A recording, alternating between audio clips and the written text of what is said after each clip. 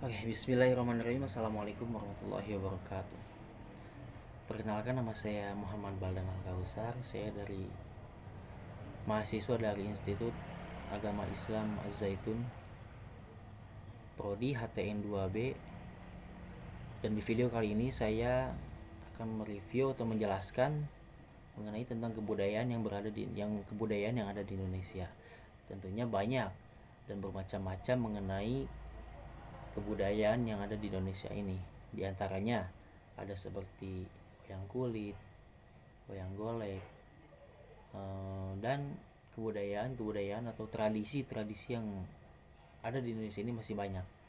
Dan di video kali ini saya insya Allah akan menjelaskan mengenai budaya yang ada di Indonesia secara khusus, secara spesifiknya, yaitu mengenai wayang golek, budaya di tataran Pasundan, yaitu wayang golek. Jadi apa sih yang namanya wayang golek? Tentu di kalangan orang-orang Pasundan atau tentunya di wilayah provinsi Jawa Barat sebagian besarnya sudah banyak mengetahui tentang wayang golek itu sendiri. Entah itu mereka mengenal hanya sebatas mendengarkan ataupun pernah melihat, mungkin itu saya juga mungkin tidak tahu.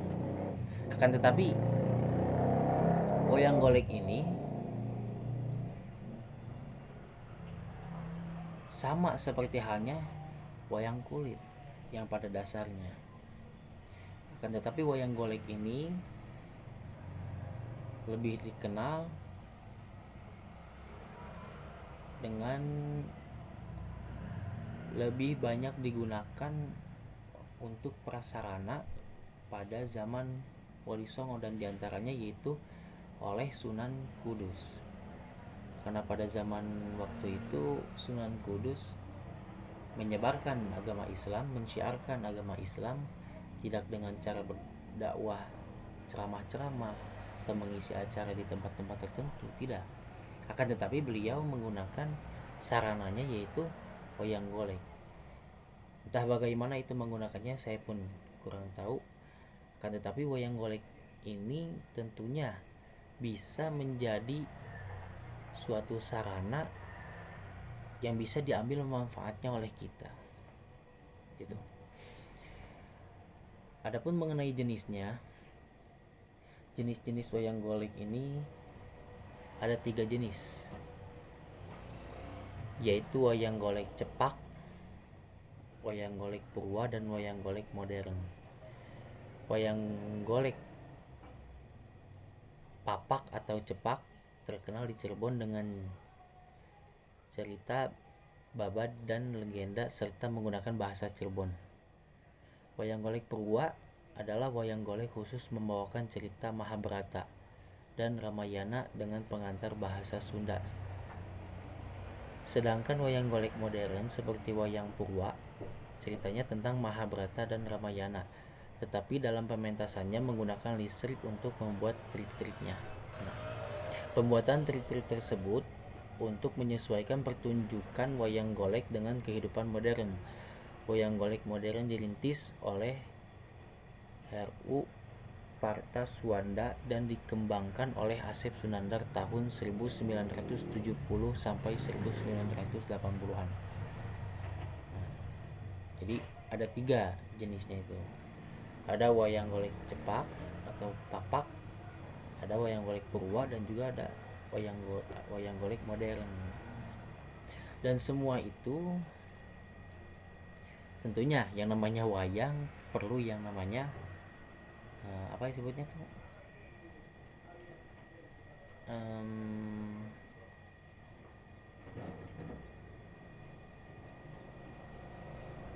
dalang ya, perlu dalang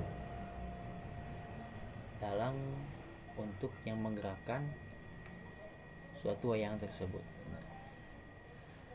Adapun macam-macamnya tentunya di kalangan tatanan Sunda yaitu di kalangan saya sendiri, tokoh-tokoh legendaris wayang golek di tanah Pasundan yaitu ada 10. Yang pertama ada Hanoman. Hanoman atau yang bernama lengkap Anoman Perbanca Suta merupakan sosok kera berbulu putih, putra dari Batara Bayu dan Anjani. Hanoman dikisahkan memiliki umur yang sangat panjang karena bertugas menyimpan sukma Rahwana di dalam cupunya. Hanoman dikenal memiliki kekuatan yang sakti mandraguna dengan berbagai ajian yang dimilikinya. Ia bisa dengan mudah kebal dari serangan musuh, bahkan dikisahkan bisa mengangkat gunung. Nah, itu kisah mengenai Hanoman yang pertama. Tokoh yang legendaris. Yang pertama itu ada Hanoman. Yang kedua itu ada Aswatama. Aswatama merupakan putra dari Resi Drona yang merupakan guru dari Pandawa dan Kurawa. Dalam kisahnya, Aswatama dikisahkan memiliki perawakan yang gagah dan tinggi dengan wajah tampan, kulit gelap dengan mata hitam. Ia merupakan anak tunggal dan menjadi anak kesayangan Resi Drona, yaitu Aswatama. Dan yang ketiga yaitu ada Arjuna. Nah, ini Arjuna. Arjuna banyak dikenal oleh kalangan umum dan tidak asing lagi di telinga kita. Dan mungkin yang lebih jelasnya filmnya mungkin ada, yaitu Mahabharata kan ya. Nah, ini yang ketiga ada Arjuna. Arjuna merupakan salah satu tokoh pewayangan paling populer itu kan. Dikisahkan memiliki wajah rupawan dengan badan yang gagah dan kuat. Ia merupakan putra ketiga dari Pandu dan Dewi Kunti. Arjuna memiliki senjata pamungkas yang membuatnya semakin kuat, diantaranya keris Pancaroba, ali-ali ampal, dan panah Pasopati. Dan yang lebih paling dikenalnya itu paling populer panah Pasopatinya. Arjuna juga dikisahkan memiliki putra bernama Abimanyu. Nah, itu. Yang keempat ada Gatot Kaca. Gatot Kaca merupakan putra dari Arya Bima yang berasal dari keluarga Pandawa dan Arimbi. Gatot Kaca dikisahkan memiliki kekuatan yang sangat luar biasa.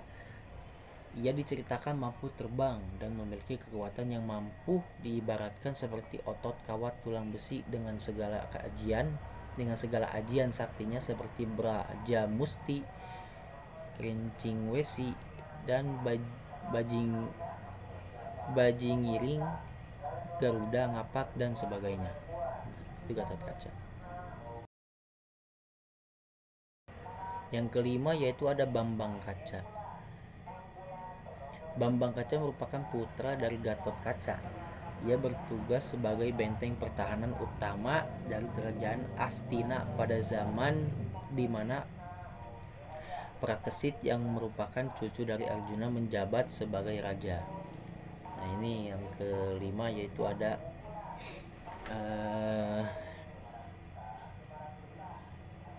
Bambang Kaca.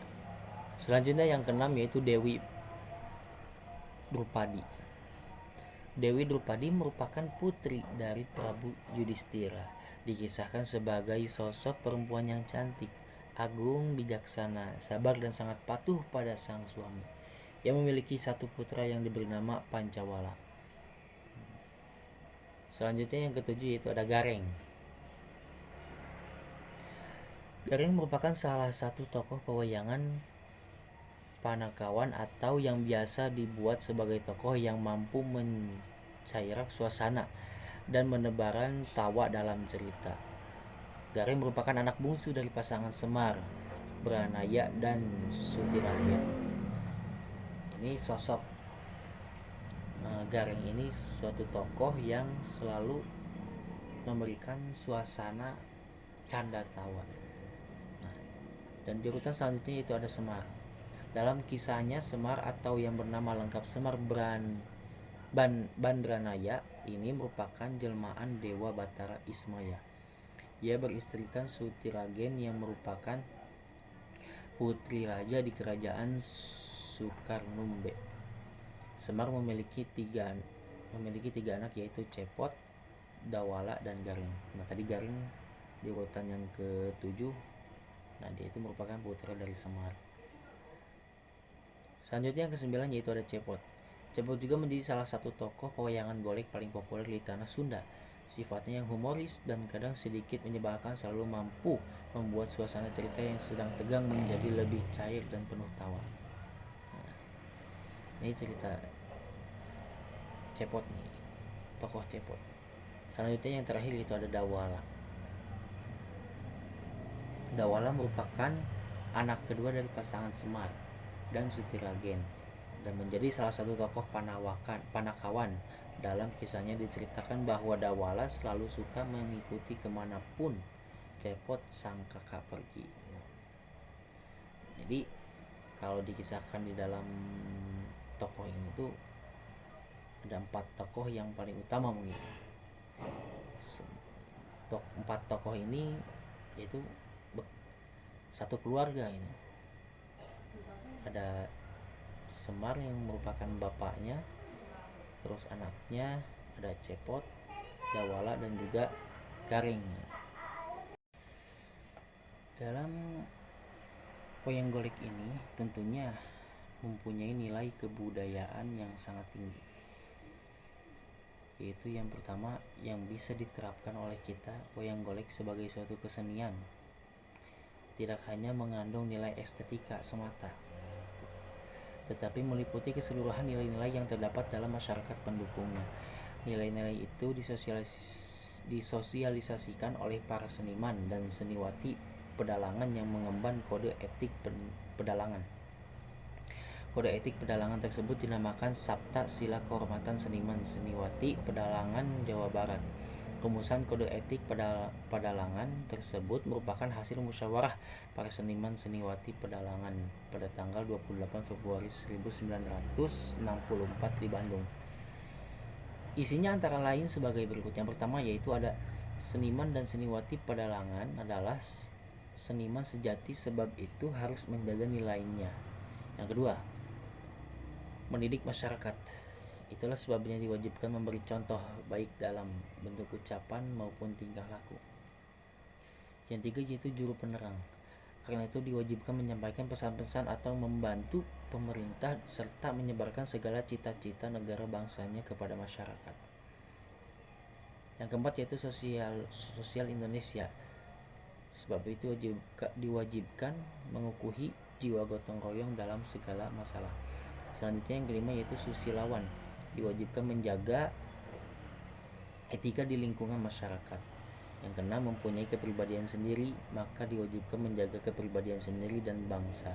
Yang ketujuh setiawan, maka diwajibkan tunduk dan taat serta menghormati hukum Republik Indonesia. Demikian pula terhadap adat istiadat bangsa. Jadi seperti itu.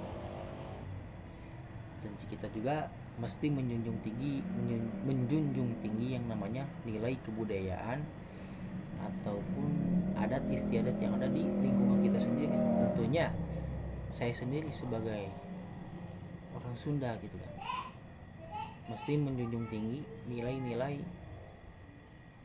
yang ada pada tradisi dan adat kebiasaan yang sudah diberlakukan di tempat sendiri gitu. Mungkin sekian yang bisa saya sampaikan.